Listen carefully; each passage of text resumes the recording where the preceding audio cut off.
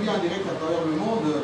L'espace 50 a servi de cadre pour le lancement des cours radiodiffusés en langue nationale à l'intention des élèves de première et deuxième primaire.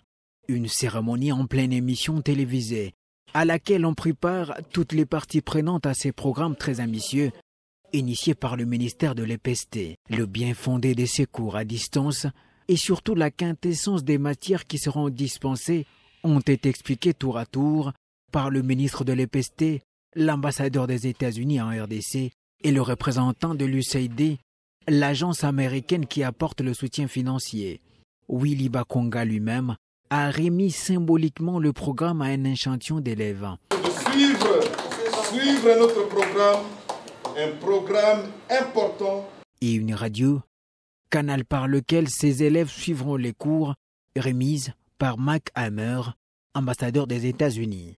Ces cours revêtent une importance capitale pour Willy Bakonga, qui en a déjà lancé 2 autres des pareils, soucieux de la poursuite de l'enseignement malgré la crise sanitaire. Le programme poursuit 2 objectifs. Le premier, c'est d'abord permettre aux enfants de connaître leur identité, connaître leur culture, puisque ce sont des petits enfants, ils doivent grandir avec un esprit patriotique. Et l'esprit patriotique, c'est d'abord connaître sa langue, connaître, n'est-ce pas, ses valeurs. Ça, c'est important. Deuxième chose, c'est aussi permettre aux enfants de connaître, n'est-ce pas, l'environnement qu'ils ont, comprendre les leçons qu'on va donner, puisque l'enfant comprend mieux en sa langue qu'en français. Donc ça veut dire que ici, les langues nationales vont permettre, n'est-ce pas, aux enfants non seulement de comprendre la langue, de comprendre, n'est-ce pas, les leçons qui seront dispensées, mais comme je vous ai dit, ça va aussi les propulser, n'est-ce pas, dans la culture de notre pays, dans leur identité en tant que Congolais.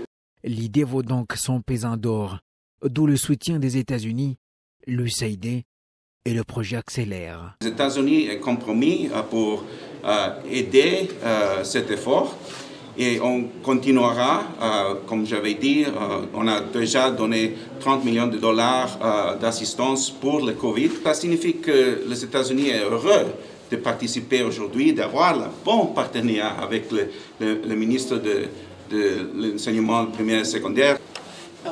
Ce programme d'éducation à distance.